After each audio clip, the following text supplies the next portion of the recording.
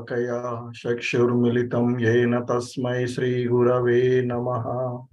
श्रीचैतन्यमनोभीष्टं स्थापितं येन भूतले स्वयं रूपः कदा मह्यं ददाति स्वपदान्तिकं। वन्देऽहं श्रीगुरो श्रीयुतपदकमलं श्रीगुरून् वैष्णवांश श्रीरूपं साग्रजातं सहगण रघुनाथान्वितं तं सजीवं साद्वैतं सावधूतं परिजनसहितं कृष्ण चैतन्य देवं श्री राधा कृष्ण पादान् सहगण ललिता श्री विशाखान्वितां च। नमो ओं विष्णुपादाय कृष्ण प्रेष्ठाय भूतले श्रीमते भक्तिवेदांत स्वामीति नामिने। नमस्ते सारस्वती देवे गौरवाणी प्रचारिणे निर्विशेष शून्यवादी पाश्चात्य देश तारिणी। हे कृष्णा करुणा सिंधो दीनबंधो जगत्पते गोपेश गोपिका कांत राधा कांत नमोस्तुते। तप्त कांचन गौरांगी राधे वृंदावनेश्वरी वृषभानुसुते देवी प्रणमामि हरिप्रिये। वाञ्छाकल्पतरुभ्यश्च कृपा सिन्धुभ्य एव च पतितानां पावनेभ्यो वैष्णवेभ्यो नमो नमः। जय श्री कृष्ण चैतन्य प्रभु नित्यानंद श्री अद्वैत गदाधर श्रीवासादि गौर भक्त वृंद। हरे कृष्ण कृष्ण कृष्ण हरे हरे हरे राम राम राम हरे हरे। हरे कृष्ण अंदरिकी। సో 18 రోజులలో భగవద్గీత అవగాహనము అనేటువంటి కార్యక్రమానికి ఇస్కాన్ శ్రీ శ్రీ రాధా గోవింద ఆలయము మంగళూరు కర్ణాటక తరపున మీ అందరికీ కూడా స్వాగతం తెలియచేస్తూ ఉన్నాము. సో ఈ 18 రోజులలో భగవద్గీత అవగాహనము అనేటువంటి కార్యక్రమంలో ఈరోజు మనము 16వ రోజు 16వ అధ్యాయమైనటువంటి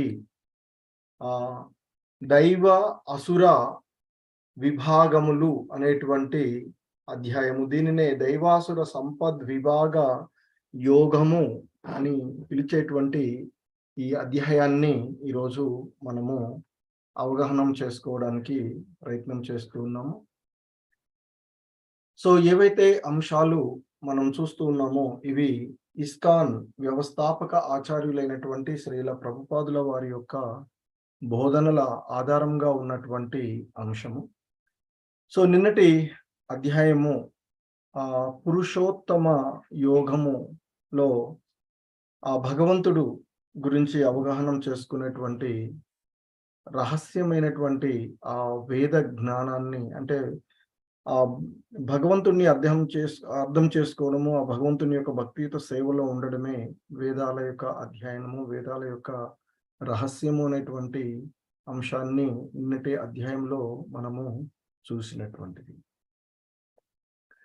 సో ఆ విధంగా ఆ భగవంతుని గురించినటువంటి దివ్య జ్ఞానాన్ని తెలియచేసిన తర్వాత ఈరోజు ఇంకా జ్ఞానాన్ని ఆ భగవంతుడు ఇక్కడ తెలియచేస్తూ ఉన్నటువంటి అంశము, అందులో ఈ దైవీ గుణాలు అలాగే ఆసురీ గుణాలు, డివైన్ అండ్ డెమోనియక్ నేచర్స్ ఏవైతే ఉన్నాయో వీటిని గురించి ఈ 16వ అధ్యాయంలో భగవంతుడు తెలియచేస్తూ ఉన్నటువంటి అంశము.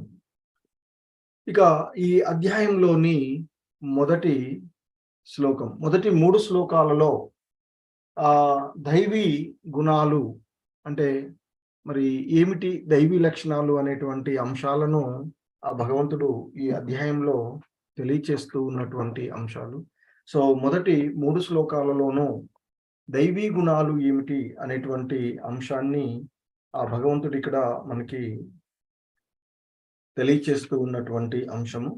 సో అందులోని మొదటి శ్లోకము, శ్రీ భగవానువాచ అభయం సత్వ సంశుద్ధి జ్ఞాన యోగ వ్యవస్థితి దానం దమచ్చ యజ్ఞచ్చ స్వాధ్యాయ స్తప ఆర్జీవం అహింసా సత్యమక్రోధః త్యాగ శాంతిరపైశునం దయాభూతేష్వలోలుప్త్వం మార్దవం హ్రీరచాపలం తేజస్ క్షమాధృతి శౌచం అద్రోహో నాతిమానిత భవంతి సంపదం దైవీం అమభిజాతస్య భారత. సో ఇక్కడ ఆ దేవాది దేవుడైనటువంటి కృష్ణ భగవానుల వారు చెప్తూ ఉన్నటువంటి అంశము, ఓ భరతవంశీయుడా అర్జున, నిర్భయత్వము, చిత్తశుద్ధి, ఆధ్యాత్మిక జ్ఞాన సాధనము, దానము, మనోనిగ్రహము, యజ్ఞాచరణము, వేద పఠనము, తపస్సు, సరళత్వము, అహింస, సత్యము, కోపము లేకుండా ఉండడము, త్యాగము, శాంతి, చాడీలు చెప్పకపోవడము, సకల జీవుల పట్ల దయ, లోభరాహిత్యము, మృదుత్వము, లోక విరుద్ధమైనవి మరియు శాస్త్ర విరుద్ధమైనటువంటి కార్యాచరణ యందు సిగ్గును కలిగి ఉండడము, దృఢ నిశ్చయంతో ఉండడము, తేజము, ఓర్పు, ధైర్యము, శుచిత్వము, ద్రోహం చేయకపోవడము, గౌరవ వాంఛ లేకుండా ఉండడము అనే ఈ ఇక్కడ చెప్పబడినటువంటి 26 దివ్య గుణాలు ఏవైతే ఉన్నాయో అవి దైవీ స్వభావము కలిగిన వారి యొక్క లక్షణాలు అర్జున అంటూ ఆ భగవంతుడు ఇక్కడ తెలియచేస్తూ ఉన్నటువంటి అంశము. ఎందుకంటే ఆ 15వ అధ్యాయము మొదట్లో ఆ భగవంతుడు తెలియచేసినటువంటి అంశం ఏంటంటే, ఈ భౌతిక జగత్ అశ్వత్థ వృక్షము చేత వివరించబడినట్టు ఈ భౌతిక జగత్తులో ఉండేటువంటి బంధనాలు ఏవైతే ఉన్నాయో అది ఆ అశ్వత్థ వృక్షంతో పోల్చబడినటువంటి అంశము. ఇక దాని నుండి కొన్ని అదనపు వేళ్ళు ఉద్భవిస్తాయి. అందులో కొన్నేమో మంగళకరమైనవి, కొన్నేమో మరికొన్ని అమంగళమైనవి అని, అవి జీవుల యొక్క కర్మలతో పోల్చబడినవి. అలాగే మనం గతంలో చూసినటువంటి అధ్యాయాలలో 9వ అధ్యాయంలో కూడా ఆ భగవంతుడు తెలియచేసినటువంటి అంశము దేవతలు అసురులుగా ఉంటారు అనేటువంటి అంశాన్ని ఆయన తెలియచేయబడినటువంటి. ఇక ఆ వేదాలను అనుసరించి సత్వగుణంలో ఉండి కర్మలను ఆచరిస్తూ ఉన్నట్లయితే అవి ముక్తి మార్గంలో పురోగతి చెందడానికి అవి ఉపయోగపడతాయి. అటువంటి వాటిని మంగళకరమైనవి అని చెప్తారు. మరి ఇక అది అటువంటివి దైవీ ప్రకృతిగా చెప్పబడుతూ ఉన్నటువంటి అంశం. సో మరి ఇక ఆ మరొక ప్రక్క రజోగుణంలో ఉండి అలాగే లేదా తమో గుణంలో పనిచేసేటువంటి వారికి ముక్తి జరిగేటువంటి అవకాశమే లేదు. మరి అటువంటి వారు ఆ తమోగుణ స్వభావులైనటువంటి వారు ఇక్కడ మనము ఆసురీ స్వభావాలు కలవాళ్ళుగా చెప్తూ ఉంటుంటారు. సో ఇక్కడ ముఖ్యంగా ఆ భగవంతుడు చెప్పినటువంటి 26 గుణాలు ఏవైతే ఉన్నాయో ఇవి దివ్యమైనవి అని, ఈ గుణాలే ఇక్కడ మనకి అంటే ఆ దైవీ గుణాలుగా చెప్పబడుతూ ఉన్నటువంటివి. నిర్భయత్వంగా ఉండడము, చిత్తశుద్ధిని కలిగి ఉండడము, ఆధ్యాత్మికమైనటువంటి జ్ఞాన సాధనను పొందాలి అనేటువంటి ఆలోచనను కలిగి ఉండడము, దాన ధర్మాలు చేయగలగడము, మనోనిగ్రహంగా ఉండడము, యజ్ఞాలను ఆచరించడము, వేదాలను అధ్యయనం చేయడము, తపస్సు చేయడము.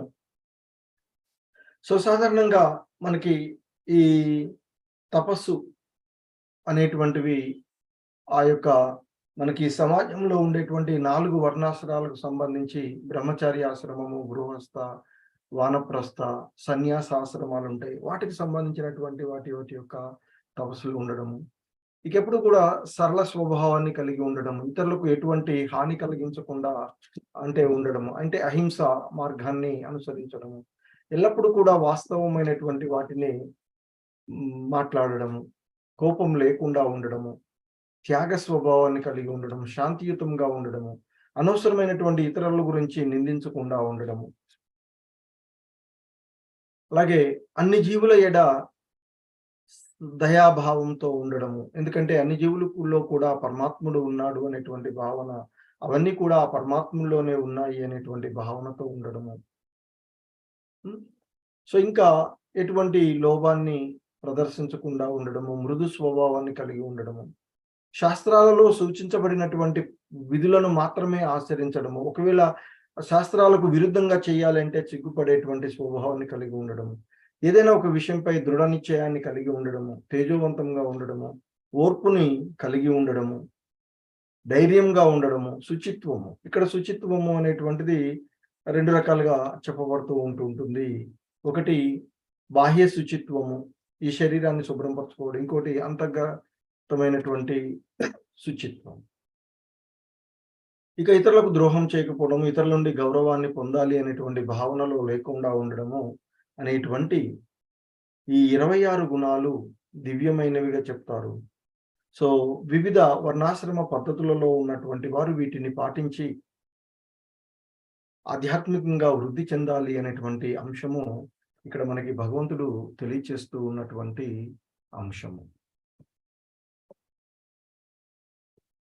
ఇంకా ఆయన చెప్తూ ఉన్నటువంటి అంశం, దంభో దర్పోభిమానచ్చ క్రోధ పారుష్యమేవ చ అజ్ఞానం చాభిజాతస్య పార్థ సంపదమాసురీం. సో ఇంకా చెప్తున్నారు, ఓ అర్జున, గర్వము, పొగరు, దురహంకారము, క్రోధము, మొరటుతనము మరియు అజ్ఞానము అనేవి ఆసురీ స్వభావము కలవారి యొక్క గుణాలు.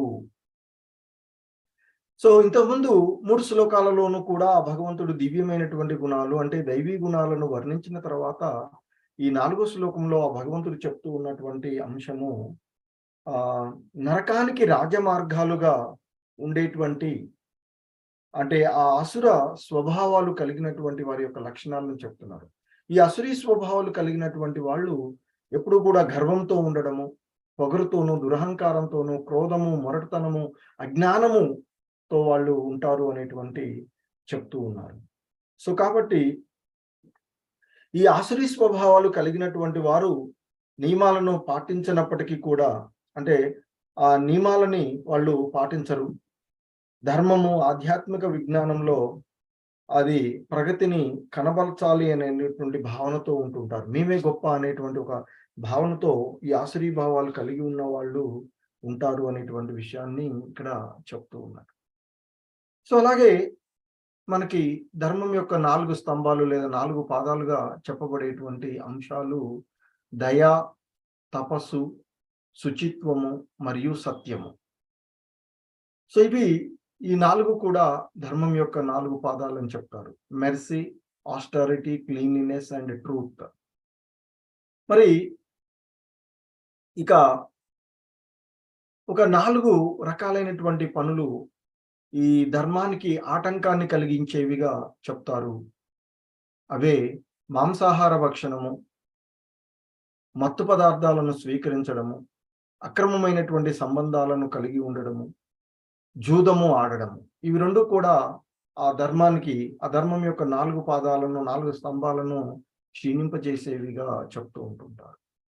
సో మాంసాహార భక్షణం వలన దయకు, మెర్సీకి హాని కలుగుతుంది అని, ఇక మత్తు పదార్థాలను స్వీకరించడం వల్ల తపస్సు, ఆస్టారిటీ ఏదైతే ఉందో దానికి ఇబ్బంది కలుగుతుంది అని, ఇక అక్రమమైనటువంటి సంబంధాల వలన శుచిత్వము నశించిపోతుంది అని, జూదము ఆడడం వల్ల సత్యము ఆటంకం కలుగుతుంది అనేటువంటి అంశం. సో ఈ 4ని కూడా 4 రెగ్యులేటివ్ ప్రిన్సిపల్స్ అంటారు. ఇస్కాన్ సంస్థలో ఈ 4 నియమాలను పాటించాలి అని చెప్తారు. మాంసాహార భక్షణం వదిలేయాలి, మత్తు పదార్థాలను స్వీకరించవద్దు, అక్రమమైనటువంటి సంబంధాలను కలిగి ఉండవద్దు, జూదము, అసత్యం పలకవద్దు అనేటువంటి అంశాన్ని ఇక్కడ మనకి చెప్తూ ఉండేటువంటి. సో కాబట్టి ఈ 4 కూడా ధర్మానికి ఆటంకాన్ని అంటే ధర్మం యొక్క 4 పాదాలకు ఇబ్బంది కలిగించేటువంటివిగా చెప్తారు. ధర్మాన్ని కి ఆటంకం కలిగించేటువంటివి. సో ఈ కలియుగంలో చూస్తూ ఉన్నట్లయితే కలహాల యుగంలో నేటి ప్రతి కుటుంబం కూడా కలహాలతోనే ఉంటూ ఉన్నటువంటి పరిస్థితిని మనం చూస్తూ ఉంటుంటాము.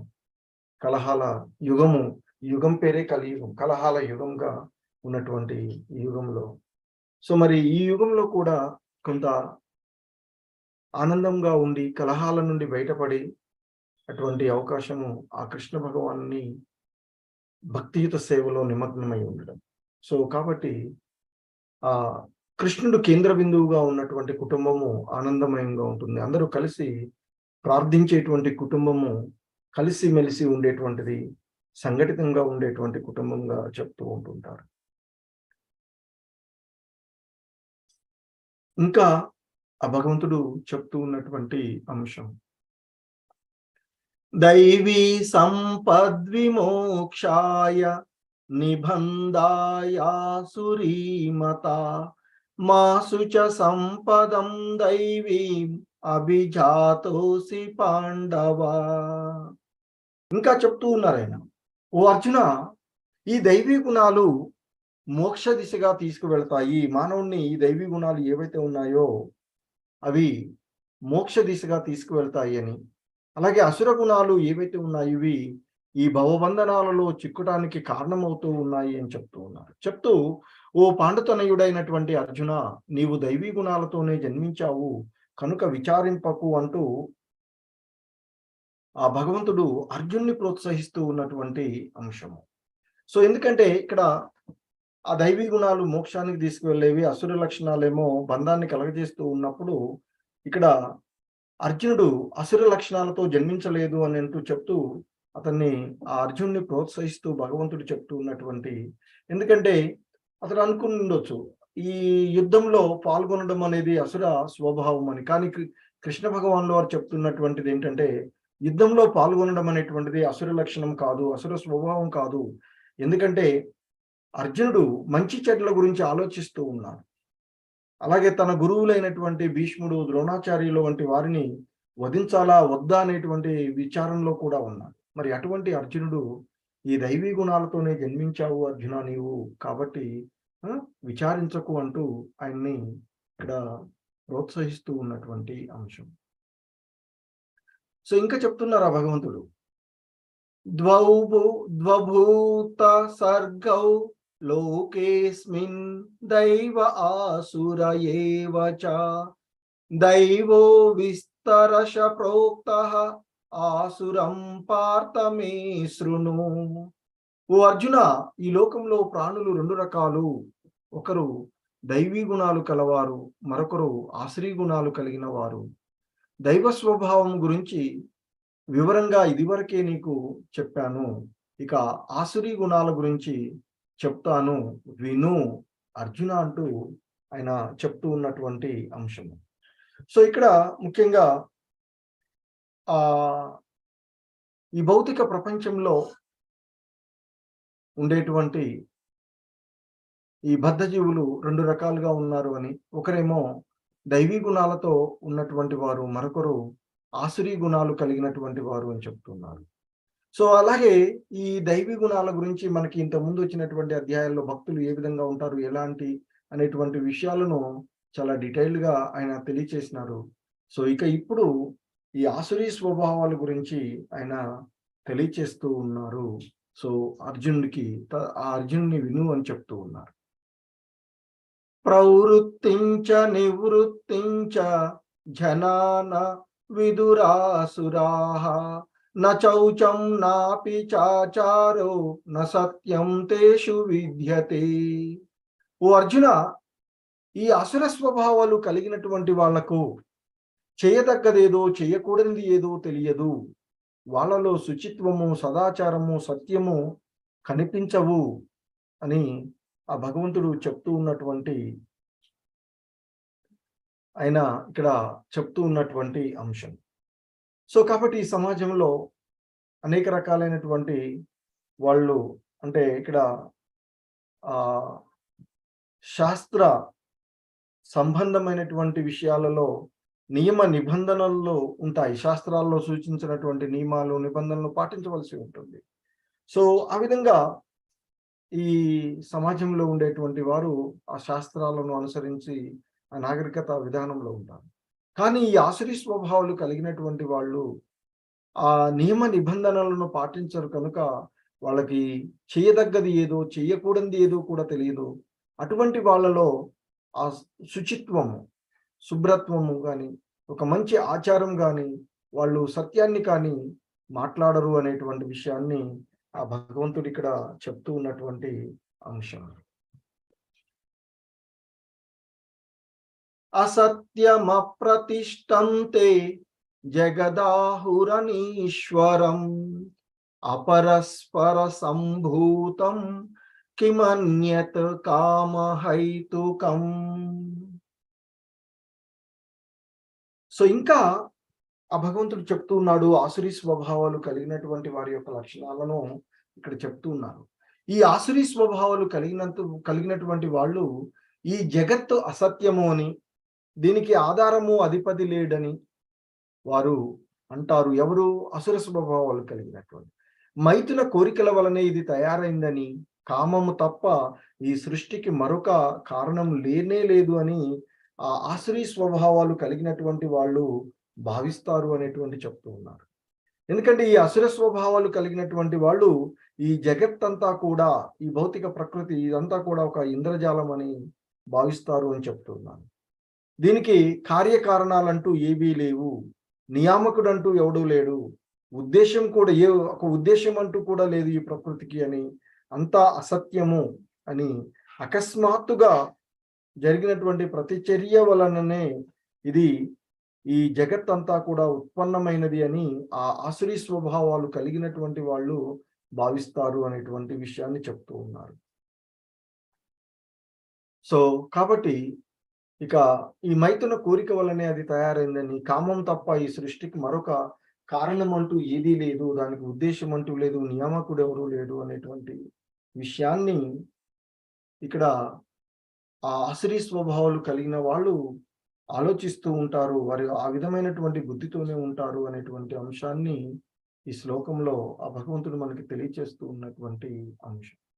సో ఇంకా చెప్తూ ఉన్నారు, ఏతాం దృష్టిమవష్టభ్య నష్టాత్మానో అల్పబుద్ధయః ప్రభవంతి ఉగ్రకర్మాణః క్షయాయ జగతో హితాః. సో ఇంకా ఆ ఆసురీ స్వభావాలు కలిగిన వాళ్ళ గురించే చెప్తూ ఉన్నారు భగవంతుడు ఇక్కడ. ఆయన చెప్తున్నారు, ఈ ఆసురీ స్వభావాలు కలిగి తప్పుదోవ పట్టినటువంటి జీవాత్మలు, వారికి కలిగినటువంటి ఆ అల్పబుద్ధితోనూ మరియు అల్పబుద్ధితో క్రూరమైనటువంటి కార్యములతో ప్రపంచానికి శత్రువులుగా మారి దృక్పథంలో గట్టిగా ఉండి కీడు కలిగించేవి మరియు దారుణమైనటువంటి పనులలో వారు నిమగ్నమై ఉంటారు అనేటువంటి చెప్తున్నారు. అంటే ఈ ఆసురీ స్వభావాలు కలిగినటువంటి వారు ప్రపంచ వినాశనానికి దారి తీసేటువంటి పనులలోనే వాళ్ళు నిలుకొని ఉంటారు అనేటువంటి అంశాన్ని చెప్తూ ఉన్నారు. సో ఇంకా వారు భగవంతుడు చెప్తున్నది, వారు బుద్ధిహీనులు అని కూడా చెప్తున్నారు, అల్ప బుద్ధి కలిగినటువంటి వాళ్ళు అని చెప్తున్నారు.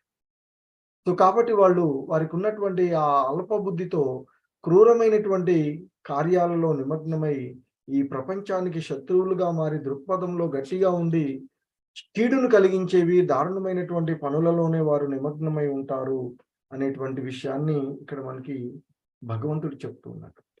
సో ఇంకా చెప్తున్నారు ఆయన, కామమాశ్రిత్య దుష్పూరం దంభమాన మదాన్వితాః మోహాద్ గృహీత్వా సద్గ్రహాన్ ప్రవర్తంతే శుచివ్రతాః. సో ఇంకా ఆ భగవంతుడు చెప్తూ ఉన్నటువంటి అంశము, ఈ ఆసురీ స్వభావాలు కలిగినటువంటి వాళ్ళ గురించి చెప్తూ, ఓ అర్జున, ఈ ఆసురీ స్వభావాలు కలిగినటువంటి వాళ్ళు విపరీతమైనటువంటి హరే కృష్ణ కామము, అంటే తనివి తీరినటువంటి కామం, విపరీతమైనటువంటి ఇక్కడ తనివి తీరినటువంటి కామము, దంభము, దురాభిమానంతో నిండి ఉంటారు అని చెప్తున్నారు. గర్వము మరియు అహంకారంతో ఈ ఆసురీ లక్షణాలు కలవారు తప్పుడు సిద్ధాంతాలను పట్టుకుని ఉంటారు. ఈ విధంగా మోహితులై వారు తాత్కాలికమైనటువంటి వాటికి ఆకర్షితులై అపవిత్ర బుద్ధితో ప్రవర్తిస్తూ ఉంటారు అర్జున అంటూ ఆ భగవంతుడు చెప్తున్నట్టు. అంటే ఇక్కడ మళ్ళీ ఈ శ్లోకంలో కూడా ఆ భగవంతుడు ఆసురీ స్వభావాన్ని గురించి వర్ణిస్తూ ఉన్నారు. ఈ అసురులు ఆ కామము వారిలో ఉండేటువంటి ఆ కామము తీరనే తీరదు అని చెప్తూ ఉంటారు. తనివి తీరనటువంటి కామాన్ని కలిగి ఉండి ఇంకా భౌతిక భోగాల పట్ల వారి యొక్క తనివి తీరని ఆ కోరికలు పెరుగుతూనే ఉంటాయి అనేటువంటి అంశాన్ని, ఎందుకంటే ఈ డబ్బు కానీ స్త్రీ సంబంధాలు కానీ ఎంత ఎక్కువగా ఇచ్చేస్తున్నది తనివి తీరినట్టు ఇంకా ఇంకా అనుభవించాలి అనేటువంటి భావనలతో ఉండేటువంటి అంశాలు. సో కనుక ఇవన్నీ కూడా ఈ ఆసురి స్వభావాలకు లోనైనటువంటి వారి యొక్క లక్షణాలు, వారి తప్పుడు సిద్ధాంతాలను పట్టుకొని ఉంటారు. వారు ఆ విధంగా మోహితులై తాత్కాలికమైనటువంటి వాటికి, ఎందుకంటే ఈ భౌతిక ప్రపంచంలో ఏది మనం ఈ ఇంద్రియ భోగాలు ఏది చేస్తూ ఉన్నది తాత్కాలికమైనటువంటిది.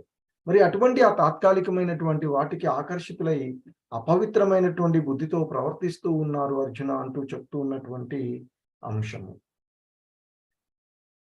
సో ఇంకా ఆ భగవంతుడు చెప్తూ ఉన్నారు ఇక్కడ ఆ అసుర స్వభావాలు కలిగినటువంటి వారి యొక్క వైఖరిని గురించి చెప్తూ ఉన్నారు. సో ఆ అర్జున, ఈ అసురి స్వభావాలు కలిగినటువంటి వారి యొక్క వైఖరి ఇంద్రియ సంతృప్తియే మానవ నాగరిక యొక్క ప్రధాన అవసరము అనేటువంటి భావనలు. అంటే ఇంద్రియాలను సంతృప్తి పరచుకోవడమే మానవుల యొక్క ప్రధాన అవసరము అని ఈ ఆసురి స్వభావాలు కలిగిన వారు నమ్ముతారు అని చెప్తున్నారు. ఆ విధంగా జీవితం చివరి వరకు కూడా వారి యొక్క చింత అపరిమితంగా ఉంటుంది. వేలాదిగా ఉండేటువంటి ఆ ఆశాపాశాలలో వారు కట్టుబడి ఆ కామ క్రోధాలలో లగ్నం చెంది వారు ఇంద్రియ భోగానికై ఆ ఇంద్రియాల యొక్క సంతృప్తి కోసం చట్టవిరుద్ధమైనటువంటి మార్గాలను కూడా అనుసరిస్తారు అనేటువంటి అంశాన్ని చెప్తూ ఉన్నారు. సో ఇక్కడ ఈ 11, 12 2 శ్లోకాలలో కూడా ఆసురి స్వభావాల గురించి చెప్తున్నారు. ముఖ్యంగా ఈ శ్లోకాల్లో చెప్తుంది ఏంటంటే ఆ ఇంద్రియ భోగయే జీవిత పరమ లక్ష్యము అని ఈ ఆసురి స్వభావాలు కలిగిన వాళ్ళు భావిస్తారు అని చెప్తున్నారు. సో వాళ్ళు మరణం వరకు కూడా ఇదే భావనను కలిగి ఉంటారు అని చెప్తున్నారు. ఇక మరణం తర్వాత జన్మ ఉంటుంది అనేటువంటి విషయాన్ని వారు నమ్మరు. ఇప్పుడు ఉండగానే అనుభవించాలి ఇదే అనేటువంటి ఒక భావనలో ఈ ఆసురి స్వభావాల వారి యొక్క వైఖరి ఉంటుంది అని చెప్తున్నారు. సో ఇక్కడ మనము చూసినట్లయితే కొంతమంది ఆ రాక్షస భావాలను కలిగి ఉన్నటువంటి వారు హిరణ్యకశిపుడు. సో ఎంతటి ఆసురి స్వభావాలు ఎంతటి విధంగా ఉంటాయంటే కన్న కొడుకు అని కూడా చూడకుండా విష్ణువుని ప్రార్థిస్తూ ఉన్నాడు అనేటువంటి ఒక ఉద్దేశంతో తన కొడుకునే సంహరించడానికి వెనుకాడినటువంటి వాడు. ఆ తర్వాత ఇక ఆ భక్తుడిని కాపాడుకోవడానికి భగవంతుడు నరసింహావతారంలో రావడం జరుగుతుంది. మరొక అసురుడు కంసుడు.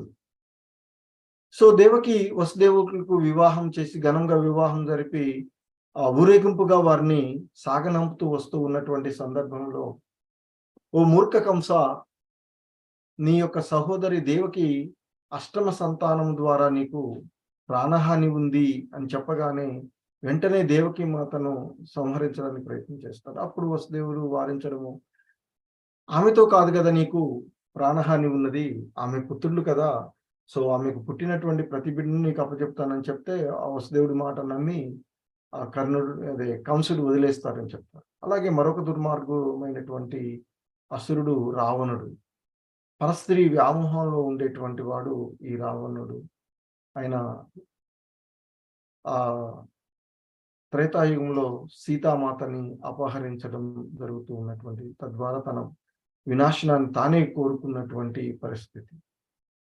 సో ఇంకా ఆసురి స్వభావాలు కలిగినటువంటి వారి యొక్క ఆలోచనలు ఏ విధంగా ఉంటాయి అనేటువంటి విషయాన్ని కూడా ఇక్కడ మనకి భగవంతుడు తెలియచేస్తూ ఉన్నటువంటి, ఇద మధ్య మయాలబ్ధం ఇమం ప్రాప్సే మనోరథం ఇదమస్తిదమపి మే భవిష్యతి పునర్ధనం. సో ఇంకా వాళ్ళ యొక్క వైఖరి ఏ విధంగా ఉంటుందో ఇక్కడ ఆ భగవంతుడు చెప్తూ ఉన్నటువంటి అంశము. ఈవేళ నాకు ఇది లభించింది, ఇక ఈ కోరిక నెరవేరుతుంది, నాకింత ఆస్తి ఉన్నది, మరింత నేను సంపాదించబోతూ ఉన్నాను అనేటువంటి ఒక భావనలతో ఉంటారు ఈ ఆసురి స్వభావాలు కలిగిన వాళ్ళు అని చెప్తూ ఉన్నారు.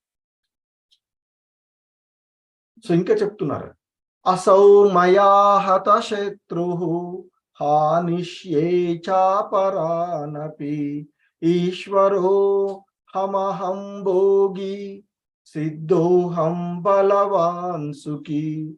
సో ఇంకా వాళ్ళ యొక్క వైఖరి ఏ విధంగా ఉంటుందో, వారి యొక్క ఆలోచనలు ఏ విధంగా ఉంటాయో చెప్తున్నారు. ఈ శత్రువును చంపేశాను, మిగిలిన శత్రువులను కూడా సంహరిస్తాను, నేను ప్రభువుని, సుఖభోగిని, తలపెట్టినటువంటి పనులన్నింటినీ కూడా సాధించగలిగేటువంటి సమర్థుణ్ణి, బలవంతుణ్ణి నేనే, సుఖవంతుణ్ణి కూడా నేనే అనేటువంటి భావనతో ఈ ఆసురి స్వభావాలు కలిగిన వాళ్ళు ఉంటారు అని చెప్తూ ఉన్నారు భగవంతుడు. సో ఇంకా చెప్తున్నారు, ఆడ్యోబి జనవానస్మి కోన్యోస్తి సదృశో మయా యక్ష్యే దాస్యామి మోదిషా ఇత్యజ్ఞాన విమోహితాః. ఇంకా వాళ్ళ యొక్క వైఖరి ఏ విధంగా ఉంటుంది, వాళ్ళ యొక్క ఆలోచనలు ఏ విధంగా ఉంటాయో చెప్తూ ఉన్నారు. నేను డబ్బు ఉన్నవాణ్ణి, ఉన్నత వంశంలో ఉద్భవించాను, జనించాను, నాకు సాటి అయినటువంటి వాడు ఎవడూ లేడు, నేనే యజ్ఞాలను చేస్తాను, నేనే దానాలు ఇస్తాను, ఆనందము నేనే అనుభవించేవాడిని. ఈ విధంగా ఆసురి స్వభావం కలిగినటువంటి వాళ్ళు అజ్ఞానం చేత మోహితులు అవుతూ ఉన్నారు అర్జున అంటూ ఆ భగవంతుడు తెలియచేస్తూ ఉన్నటువంటి అంశం. సో ఇంకా చెప్తున్నారు, అనేక చిత్త విభ్రాంతాః మోహజాల సమావృతాః ప్రసక్తా కామభోగేషు పతంతి నరకేచుచౌ. మరి ఈ విధంగా ప్రవర్తిస్తూ ఇటువంటి ఊహలు మరియు తలపులలో తప్పుదారి, ఆ తలపులతో ఊహలు మరియు ఆ తలంపులతో తప్పుదారి పట్టి మోహము అనేటువంటి వలలో చిక్కుకుపోయి ఇంద్రియాలను తృప్తిపరచడానికే బానిసైపోయి వారు నరకాలకు పతనమై పోతారు అర్జున అంటూ చెప్తూ ఉన్నటువంటి అంశం. సో ఇంకా చెప్తున్నారు, ఆత్మ సంభావితా స్తబ్ద యజంతే నామ యజ్ఞేస్తే దంభేన విధిపూర్వకం. సో ఇంకా చెప్తూ ఉన్నారు, ఓ అర్జున, ఈ ఆసురీ స్వభావాలు కలిగినటువంటి వాళ్ళు తమను తామే పొగుడుకుంటూ వినయ విధేయతలు లేకుండా ధన మద గర్వంతో వాళ్ళు శాస్త్ర విరుద్ధంగా పేరుకు మాత్రం యజ్ఞాలను చేస్తూ ఉంటారు అర్జున అంటూ చెప్తూ ఉన్నారు. అంటే ఏ ప్రామాణికుని గాని, ఏ శాస్త్రాన్ని గాని పట్టించుకోకుండా తామే సర్వస్వము అని తలస్తూ ఆ ఆసుర స్వభావాలు కలిగినటువంటి వారు ఒక్కొక్కప్పుడు నామమాత్రమైనటువంటి ధర్మ కార్యాలను, యజ్ఞాలను చేస్తూ ఉంటారు అనేటువంటి విషయాన్ని ఇక్కడ మనకి తెలియచేస్తూ ఉన్నటువంటి అంశం. సో ఇంకా చెప్తున్నారు ఆయన, అహంకారం బలం దర్పం కామం క్రోధం చ సంశ్రితాః మమాత్మా పరదేహేషు ప్రద్విషంతో లభ్యసూయకాః. సో ఇంకా ఆయన ఇక్కడ చెప్తూ ఉన్నటువంటి అంశం ఏంటంటే, అహంకారము, బలము, గర్వము, ఆ కామ క్రోధముల చేత కళ్ళు మూసుకుపోయి భగవంతుని పట్ల అసూయ కలవారై తమ దేహములలోనూ మరియు ఇతరుల దేహములలోనూ ఉన్నటువంటి ఆ భగవంతుణ్ణి, నన్ను ద్వేషిస్తూ ఉన్నారు అర్జున అంటూ చెప్తున్నారు. ఆ భగవంతుణ్ణి ద్వేషిస్తూ ఉన్నారు అనేటువంటి అంశాన్ని తెలియజేస్తున్నారు. అంటే ఇక్కడ ఈ అసుర స్వభావుడు సర్వదా భగవంతుని యొక్క ఆ పరమ శ్రేష్టతను అంగీకరించడు, వ్యతిరేకిస్తూ ఉంటుంటాడు ఆ భగవంతుని యొక్క. సో ఇక ఇక్కడ మనం చూస్తూ ఉన్నట్లయితే ఆ ధర్మరాజు ఆచరించినటువంటి ఆ రాజసూయ యాగంలో ఆ భీష్ముడు, పెద్దవాడైనటువంటి భీష్ముడి యొక్క సలహా మేరకు శ్రీకృష్ణ భగవానునికి అగ్రతాంబూలం ఇస్తే అక్కడ ఉన్నటువంటి ఆ అసుర స్వభావం కలిగినటువంటి రాజులలో కొందరు, ఒక సాధారణమైనటువంటి యాదవుడు మా రాజుకి మీరు అంత ఉన్నతమైనటువంటి స్థితి ఇస్తారా? ఆయన కంటే మేమంతా గొప్పవాళ్ళం ఉన్నాము అనేటువంటి భావనతో, అహంకారంతో, కామక్రోధాలతో, బలము, గర్వము, అహంకారము, కామక్రోధాల చేత కళ్ళు మూసుకుపోయి ఆ భగవంతుని పట్ల అసూయ కలిగి ఉంటారు అని చెప్తున్నారు. సో అలా అసూయతో ఉండి వారి దేహంలోను మరియు ఇతరుల దేహాలలో ఉంటున్నటువంటి ఆ భగవంతుని ద్వేషిస్తూ ఉన్నారు అని చెప్తారు. తానహం ద్విషత క్రూరాన్ సంసారేషు నరాదమాన్ క్షిపామ్యజస్రమశుభాన్ ఆసురీష్వేవ యోనిషు. సో ఇంకా చెప్తూ ఉన్నారు ఆయన, ఓ అర్జున, అసూయ కలవారు, క్రూర స్వభావములు అయినటువంటి మానవాదములను నేను సంసార సాగరంలో మళ్ళీ మళ్ళీ అటువంటి ఆసురీ స్వభావం గల వారి యొక్క గర్భంలోనే పడవేస్తూ ఉన్నానని చెప్తున్నారు. ఇంకా చెప్తున్నారు, ఆసురిం యోని మాపన్నాహ మూఢా జన్మని జన్మని మామ ప్రాప్యైవ కౌంతేయ తతో యాంత్యధమాం గతిం. సో ఇంకా ఆ భగవంతుడు చెప్తూ ఉన్నటువంటి అంశం, ఓ కౌంతేయ అంటే ఓ అర్జున, అసుర జీవజాతులలోనే మాటి మాటికి జన్మ పొందే అలాంటి మూర్ఖులు ఏ జన్మలోనూ నన్ను చేరుకోలేరు, క్రమముగా వారు అంతకంతకి అధోగతి పాలవుతూ ఉంటారు అంటూ ఆ ఆసురీ స్వభావాలు కలిగినటువంటి వాళ్ళను గురించి ఆ భగవంతుడు ఇక్కడ తెలియచేస్తూ ఉన్నటువంటి అంశం. త్రివిధం నరకస్యేదం ద్వారం నాశనమాత్మనః కామ క్రోధస్తదా లోభః తస్మాదేత త్రయం త్యజేత్. కామము, క్రోధము, లోభము అనేటువంటి మూడు కూడా నరకానికి దారి తీసేటువంటి మూడు ద్వారాలు అర్జున అని చెప్తూ ఉన్నారు. సో ఈ మూడు నరక ద్వారాలు ఏవైతే ఉన్నాయో, కామము, క్రోధము, లోభము అనేటువంటి ఈ మూడు నరక ద్వారాలు ఆత్మ వినాశనానికి కారణాలు అవుతూ ఉన్నాయి అర్జున అని చెప్తున్నారు. అందువల్ల ఈ మూడింటిని మనిషి తప్పక విడిచిపెట్టాలి అనేటువంటి విషయాన్ని ఆయన ఇక్కడ తెలియచేస్తూ ఉన్నటువంటి అంశం.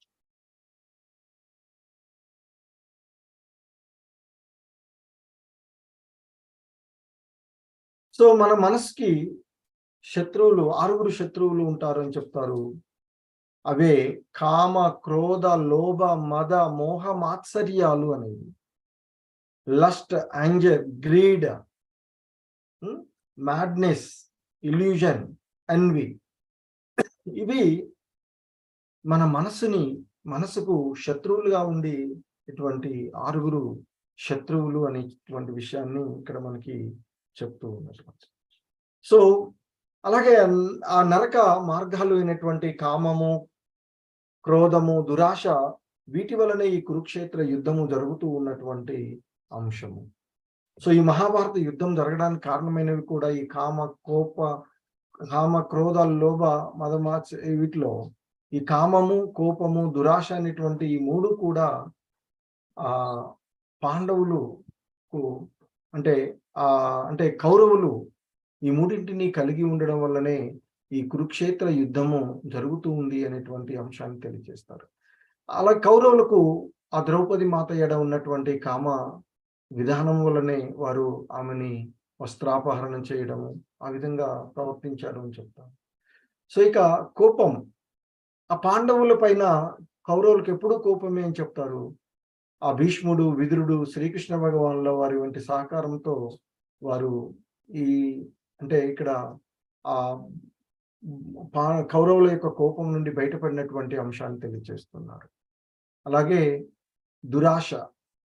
సో ఈ హస్తినాపురము పైన వారికి కలిగినటువంటి దురాశ, ధృతరాష్ట్రుడు, దుర్యోధనుడు, సో వారికి ఈ హస్తినాపురం పైన కలిగినటువంటి దురాశ. ఎందుకంటే ఈ హస్తినాపుర రాజ్యము అనేటువంటిది పాండురాజుకు చెందింది. మరి ఆ పాండురాజు శాస్త్రోక్తంగా రాజు అయినటువంటి వాడు. మరి ఆయన ఆధీనంలో ఉన్నటువంటి ఆ రాజ్యం ఆయన మరణించిన తర్వాత ఆయన యొక్క కుమారులకు రావలసినటువంటి, కానీ ధృతరాష్ట్రుడు కార్యనిర్వాహక రాజుగా ఉండి తాను తన కొడుకులే భోగించాలి అనేటువంటి దురాశ ద్వారానే ఈ కురుక్షేత్ర యుద్ధము సంభవిస్తూ ఉన్నటువంటిది. సో ఇంకా చెప్తున్నారు ఆయన, ఏతైర్విముక్త కౌంతేయ తమోద్వారై త్రిభిర్నరః ఆచరత్యాత్మన శ్రేయః తతో యాతి పరాం గతిం. ఓ కౌంతేయ, ఈ మూడు మార్గాల అంటే ఈ మూడు దుర్గుణాలను వదిలివేసిన వాడు. ఏంటి? కామ, క్రోధ, లోభం అనేటువంటి ఈ మూడు దుర్గుణాలను వదిలివేసినటువంటి వాడు ఆత్మానుభూతికి అనుకూలమైనటువంటి కార్యాలను చేస్తూ ఆ విధంగా క్రమంగా పరమపదమును పొందుతాడు అని చెప్తున్నారు. ఎవరైతే వీటికి అటాచ్ కాకుండా, ఈ కామ, క్రోధ, లోభాలకి మోహితుడు కాకుండా ఒక ఆధ్యాత్మికమైనటువంటి ఆచార్యుణ్ణి ఎంచుకొని వేదాలను అధ్యయనం చేస్తూ, తపస్సులను ఆచరిస్తూ, ఇంద్రియాలను నిగ్రహం చేసుకొని ఆ ఆధ్యాత్మిక లోకం వైపుకు వెడలవచ్చు అని చెప్తూ ఉన్నారు. యశాస్త్ర విధి ముత్సృజ్య వర్తతే కామకారతః న స సిద్ధిమవాప్నోతి న సుఖం న పరాంగతిం. శాస్త్రముల విధులను విస్మరించి తన ఇష్టానుసారంగా పనిచేసేటువంటి వాడు పరిపూర్ణతను గాని, ఆనందమును గాని, లేదా పరమగమ్యాన్ని కానీ పొందజాలడు అర్జున అంటూ ఆ భగవంతుడు చెప్తాడు. ఎవడైతే శాస్త్ర నియమ నిబంధనలను పాటించకుండా తన ఇష్టానుసారంగా ప్రవర్తిస్తూ ఉంటుంటాడో అటువంటి వాడు ఖచ్చితంగా అంటే పరిపూర్ణమైనటువంటి ఆనందాన్ని కానీ, లేదా పరమగమ్యాన్ని కానీ, అంటే జీవుడి యొక్క పరమగమ్యము ఆ భగవంతుని యొక్క ధామాన్ని చేరుకోవడం. సో ఆ పరమగమ్యాన్ని కానీ పొందలేరు అనేటువంటి విషయాన్ని ఇక్కడ మనకి తెలియచేస్తూ ఉన్నటువంటి అంశం. తస్మాత్ శాస్త్రం ప్రమాణం తే కార్యకార్య వ్యవస్థితౌ జ్ఞాత్వా శాస్త్ర విధానోక్తం కర్మ కర్తుం ఇహరహసి. అందువల్ల ఓ అర్జున, మనిషి శాస్త్ర ప్రమాణం ద్వారా చేయదగ్గ కార్యము ఏదో, చేయకూడని కార్యము ఏదో నిర్ణయించుకోవాలి. శాస్త్ర విధి అంటే ఆ విధానాలను తెలుసుకొని తదనుగుణంగా ఈ లోకంలో కర్మలను ఆచరించాలి అర్జున అంటూ ఆ భగవంతుడు చెప్తూ ఉన్నటువంటి అంశం. సో ఈ అధ్యాయం చివరి శ్లోకంలో భగవంతుడు ఇక్కడ శాస్త్ర ప్రమాణం ద్వారా, శాస్త్రాల ద్వారానే ఏది చేయదగ్గ కార్యము, ఏది చేయకూడని కార్యమో తెలుసుకోవాలని చెప్తున్నారు. శాస్త్ర విధి విధానాలను తెలుసుకొని వాటికి అనుకూలంగా ఈ లోకంలో కర్మలను ఆచరించాలి అనేటువంటి విషయాన్ని ఆ భగవంతుడు ఇక్కడ అర్జునుడి ద్వారా తెలియజేస్తుంది. సో అలాగే ఆ విషయాలన్నీ కూడా పాలవుతున్నవాడు ఆ భగవంతుడు. ఎందుకంటే ఎప్పుడైతే ఆ కృష్ణ భగవానుడు దేవకి వసుదేవులను చెరసాల నుండి విడిపిస్తారో అప్పుడు వసుదేవుడు ఆయన్ని విద్యలు నేర్పడానికి సాందీపుని ముని ఆశ్రమానికి పంపిస్తే అక్కడికి వెళ్ళి ఆయన ఆ విద్యలన్నీ నేర్చుకొని వస్తాడు. క్షత్రియుడు కావలసినటువంటి జగద్గురువు అయినటువంటి కృష్ణ భగవానుడికి తెలియనిదంటూ ఏమీ ఉండదు. సో కానీ ఆ గురువుకు దాంతో మార్గదర్శకులుగా ఉండడానికి మహాత్ముల యొక్క మార్గాన్ని అనుసరిస్తూ ఉంటుంటారు కనుక సో ఈ విధంగా శాస్త్రాల ద్వారా తెలుసుకొని ఏది చేయదగ్గది, ఏది చేయకూడదు తెలుసుకొని చేయాలి అని చెప్తున్నారు. ఇక ఈ దైవీ లక్షణాలు, ఆసురీ లక్షణాల గురించి మనం చూసుకున్నట్లయితే సత్యయుగానికి వెళ్ళినట్లయితే అక్కడ యుద్ధము ఆ వరహదేవునికి మరియు హిరణ్యాక్షకుడికి, హిరణ్యకశిపుడి యొక్క సహోదరుడైనటువంటి హిరణ్యాక్షుడికి మధ్య జరిగినటువంటి యుద్ధం. మరి అక్కడ ఉన్నటువంటి ఆ వరహాదేవులు కానీ, ఆ హిరణ్యాక్షుడు కానీ వాస్తవికమైనటువంటి నివాస స్థలం ఏంటి అంటే వేరు వేరు గ్రహాలు. దేవతలంతా ఒక గ్రహంలోను, రాక్షసులంతా ఒక గ్రహంలో ఉండేవారు. సో, ఈ కోటాను కోట్లుగా ఉన్నటువంటి గ్రహాలలో వారు వేరు వేరు గ్రహాల్లో ఉండి ఆహ్, ఉండేవారు. కానీ వారి మధ్య యుద్ధం జరిగినటువంటి సందర్భంలో మనం ఇక్కడ తెలుసుకోవాల్సింది వీళ్ళు వేరు వేరు గ్రహాలలో ఉన్నారు. ఇక త్రేతాయుగానికి వచ్చినట్లయితే రామ, రావణుల మధ్య యుద్ధం జరిగినటువంటి అంశం. వాళ్ళు మరెక్కడున్నారంటే ఒకే గ్రహంలోకొచ్చేసారు. అంటే సత్యయుగంలో దైవీ లక్షణాలు ఉన్నవాళ్ళు వేరే గ్రహంలో ఉంటే, ఆసురీ లక్షణాలు ఉన్నవాళ్ళు వేరే గ్రహంలో ఉన్నారు. కానీ ఇక త్రేతాయుగానికి వచ్చినట్లయితే ఈ అసుర స్వభావాలు కలిగిన వాళ్ళు మరియు దైవీ లక్షణాలు కలిగినటువంటి వాళ్ళు అంటే రావణుడు అసుర స్వభావాలు కలిగిన వాళ్ళకు ఉదాహరణగాను, రాముడు దైవీ లక్షణాలు కలిగినటువంటి వాడికి ఉదాహరణగాను చెప్తారు. కనుక సో, ఇక అంటే ఏమైంది ఇక్కడ అసురాను దైవీ లక్షణాలు ఆ గ్రహాలను వదిలేసినవి. ఒకే ప్రాంతంలోనికి వచ్చేసి అంటే ఇక్కడ ఒకే గ్రహంలోకి వచ్చేసారు ఇద్దరు కూడా. ఇక తదుపరి చూసినట్లయితే ద్వాపర యుగంలో గ్రహాలు దాటిపోయింది. తర్వాత దేశాలు దాటిపోయింది. ఒకే ప్రాంతము, ఒకే కుటుంబానికి చెందినటువంటి వారు కొంతమందేమో పాండవులు దైవీ లక్షణాలను కలిగి ఉండగా, కౌరవులు ఆసురీ స్వభావాలు కలిగి ఉన్న వాళ్ళుగా వర్గీకరించబడినటువంటి. ఇక చివరగా ఇప్పుడు మనం ఉంటున్నటువంటి ఈ కలహాల కలియుగంలో దైవీ లక్షణాలు మరియు అసుర లక్షణాలు ఈ గుణాలన్నీ కూడా ఒకే వ్యక్తిలో ఉంటూ ఉన్నాయి. అదే వ్యక్తి ఒకప్పుడు సాత్వికుడుగాను అంటే దైవీ లక్షణాలు ఉన్నవాడిగాను, మరొకప్పుడు ఆసురీ లక్షణాలు ఉన్నవాడిగాను ప్రవర్తిస్తూ ఉంటాడు. సో, కనుక మరి ఈ ఒకే వ్యక్తిలో ఉన్నటువంటి ఆసురీ దైవీ లక్షణాలను నుండి ఆసురీ లక్షణాలను తొలగించడానికి అందరూ చేయవలసినటువంటిది హరే కృష్ణ మహామంత్ర జపం.